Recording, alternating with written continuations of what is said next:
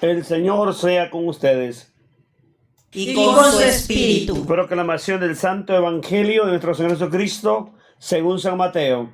Gloria a ti, Cristo Señor. En el capítulo 17, versículo 14 al 21. Cuando volvieron donde estaba la gente, se acercó un hombre a Jesús y se arrodilló ante él. Le dijo: Señor, ten piedad de mi hijo,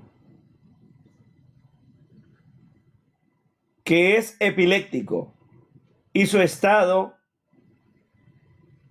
se lastima. A menudo se nos cae al fuego y otras veces al agua. Lo he llevado a tus discípulos, pero no han podido curarlo. Jesús respondió: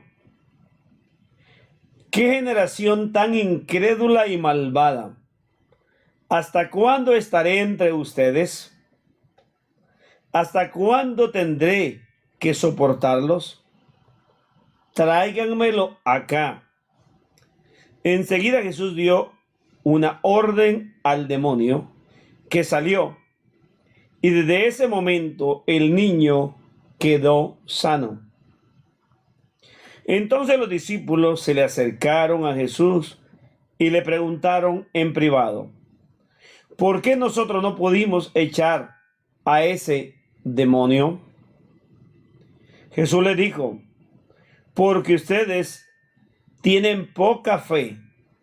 En verdad les digo, si tuvieran fe del tamaño de un granito de mostaza, le dirían a este cerro: quítate de ahí y ponte más allá, y el cerro obedecería.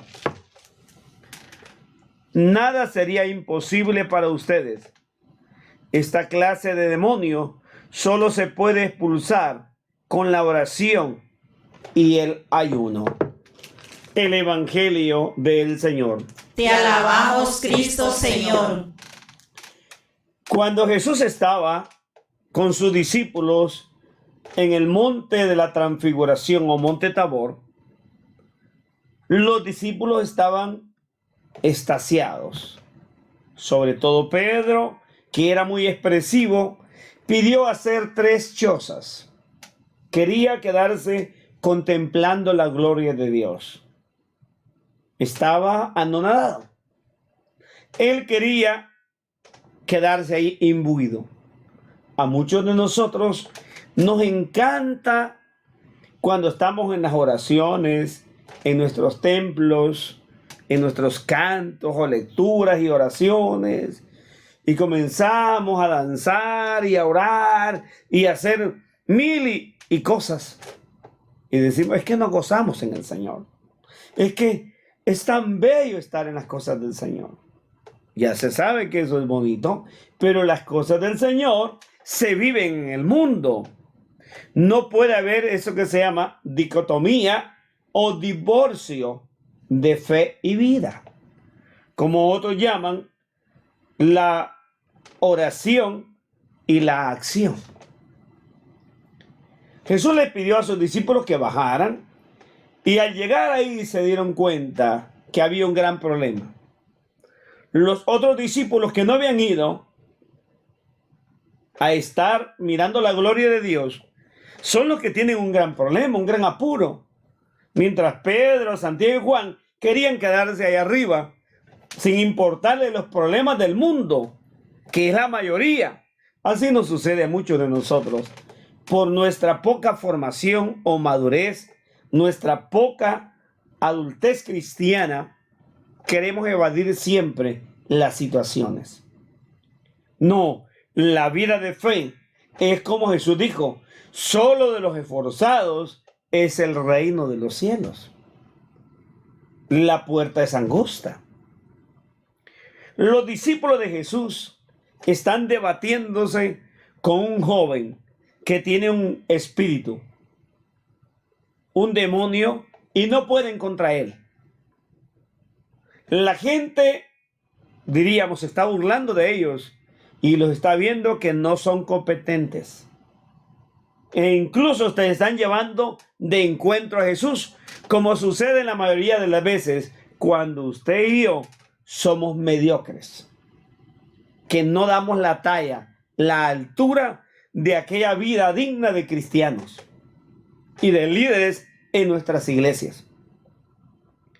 Por eso que todos van a acudir a donde Jesús a decirle: Señor, trajimos a este muchacho a tus discípulos, como digo, a tu persona, y no han podido nada.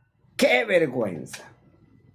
¿Cuántas veces nosotros dejamos en ridículo a la persona de Jesús por ser malos ministros? Como dijo Pablo, malos embajadores de Cristo. Y Jesús, al ver esa situación, inmediatamente la repara y va a decir: ¡Ey, para acá, venga para acá! ¿Cómo es eso? Tráigame al niño. Y Jesús va a decir: sal de ahí. Este muchachito va a quedar sano, libre del espíritu del mal. La gente se sorprende y los mismos discípulos están hoy extasiados. El otro grupo va a decir: pero Señor, ¿y cómo es eso? Nosotros no pudimos.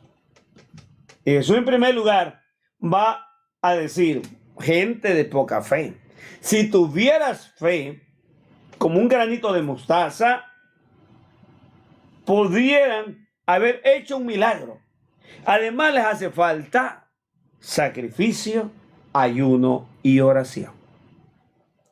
Muchos de nosotros pensamos que somos dueños del poder de Dios, que esto es por arte de magia. No, el poder no es nuestro.